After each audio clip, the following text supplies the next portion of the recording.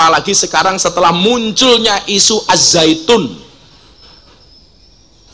As-Salafiyah nggak kayak Az-Zaitun toh Gus? Kan aku takut. Ya, sahabat sekalian rahmati Allah Subhanahu wa taala, di tengah maraknya berita terkait dengan Az-Zaitun, di tengah maraknya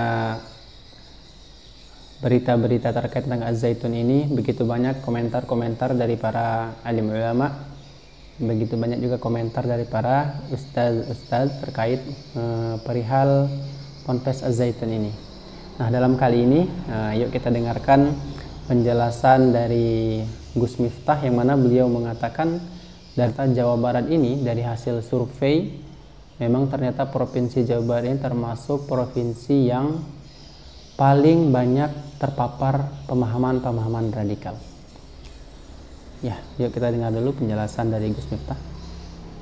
Maka dulu ada survei mengatakan begini, Jawa Barat itu termasuk provinsi yang paling tertinggi terpapar paham radikalisme dan intoleransi.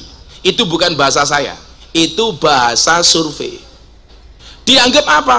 Dianggap menurunnya nilai-nilai kebangsaan itu paling besar di Jawa Barat.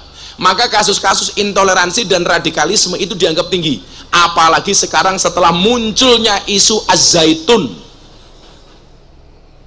As-Salafiyah nggak kayak Az-Zaitun toh Gus? Kan aku takut.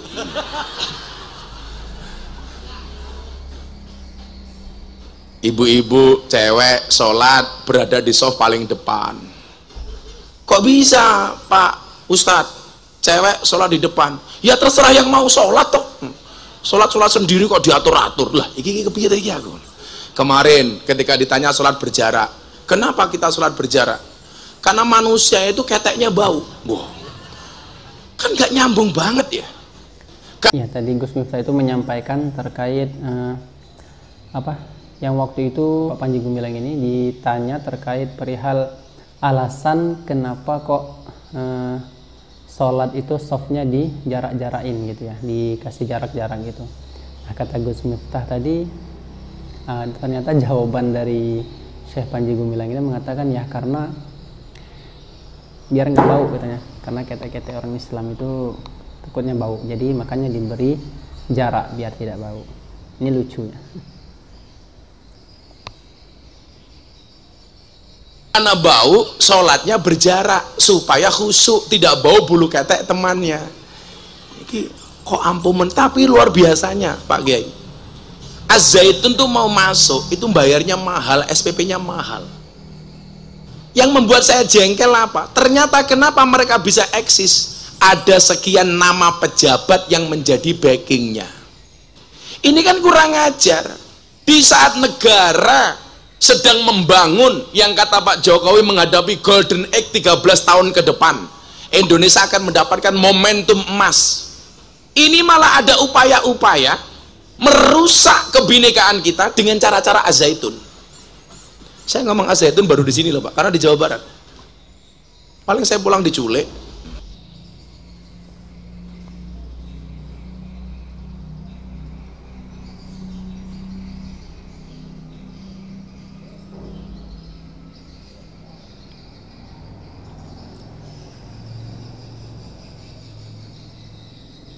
Saya bilang, ini kita memasuki golden age 13 tahun ke depan. Indonesia diprediksi, bukan diramalkan ya.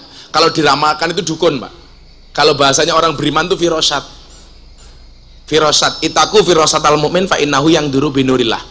Indonesia ini akan bersaing dengan Cina. Indonesia ini akan bersaing dengan Amerika. Bonus demografi dengan semakin banyaknya warga negara Indonesia, itu akan menjadi keuntungan. Terbukti melalui apa Pak? Melalui ujian Allah berupa COVID-19. Semua orang meramal Indonesia akan hancur gara-gara COVID. Tapi ternyata kita mempunyai pemerintah yang top.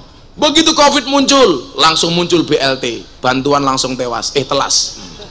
Bantuan langsung tunai, masuk ke Subang. Dalam rangka apa? Dalam rangka menjaga stabilitas ekonomi. Tapi lucunya orang Subang, ya, BLT untuk orang miskin, yang punya mobil juga ngaku miskin. Betul Bu? Yang gelang emasnya besar-besar ngaku miskin.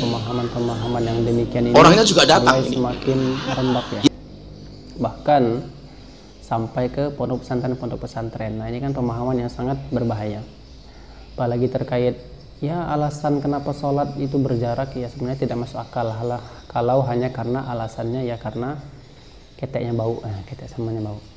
Ya sebenarnya kalau terkait masalah hukum sholat ini kan sudah dibahas oleh Nabi Shallallahu Alaihi Wasallam, bahwa Nabi mengatakan, memerintahkan ya kalau sholat itu softnya ya dirapatkan dan diluruskan.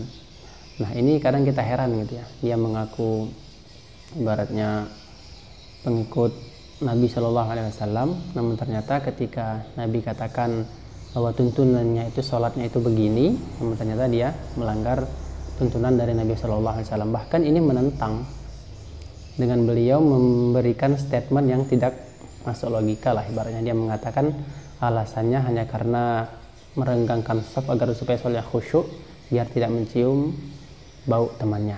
Nah ini kan sangat tidak masuk logika ya, makanya Nabi itu memerintahkan kita itu ketika sebelum sholat itu ya bersih-bersih diri, memakai wewangian, itu sunnahnya ya, biar nggak bau ya pakai wangi gitu kan, biar tidak bau ya. Mungkin itu saja teman-teman sekalian rahmati Allah Subhanahu Wa Taala, tanggapan dari Gus Miftah terkait Ponpes Az-Zaitun ini. Nah yang jelas kita berhati-hati dengan pemahaman yang dibawa oleh beliau ini. Kalau memang ada yang beliau sampaikan itu baik maka ambillah, namun banyak-banyaklah kita mengecek lagi pendapat-pendapat dari beliau, karena begitu banyaknya statement-statement dari beliau yang bisa dibilang keluar daripada umumnya ya. Demikian untuk video kali ini, mudah-mudahan bermanfaat. Assalamualaikum warahmatullahi wabarakatuh.